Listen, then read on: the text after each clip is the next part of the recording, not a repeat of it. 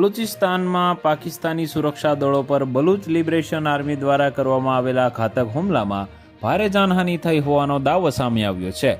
BLAના પ્રવક્તાએ જાહેર નિવેદન કરીને કહ્યું કે તેમના લડવૈયાઓએ કરેલી આગેજી યુક્તિઓ અને હુમલાઓમાં કુલ 29 પાકિસ્તાની સૈનિકોને ઠાર મારવામાં આવ્યા છે।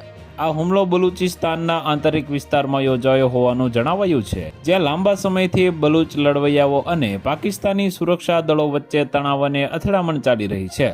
BLA દ્વારા કરવામાં આવેલા દાવાના પાકિસ્તાની સત્તાવાળાઓએ હજુ સુધી પુષ્ટિ કરી નથી। પાકિસ્તાની સેના તરફથી હવે સુધી આ ઘટનાના સંબંધમાં કોઈ સત્તાવાર નિવેદન જારી કરાયું નથી। જોકે અગાઉ પણ આવા દાવાઓ બાદ હુમલાની પુષ્ટિ થઈ છે। BLAએ અગાઉ પણ અનેકવાર પાકિસ્તાન સરકાર અને સુરક્ષા દળો પર આત્મઘાતી હુમલાઓ અને હુમલાની જવાબદારી લીધી છે।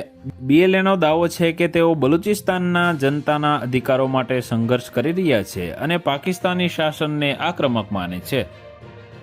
તો વધુ માહિતી મેળવવા માટે ચેનલ સાથે જોડાયેલા રહો। વિડીયો પસંદ આવે તો લાઈક કરી દેજો। ચેનલમાં નવા છો તો સબસ્ક્રાઇબ કરી દેજો।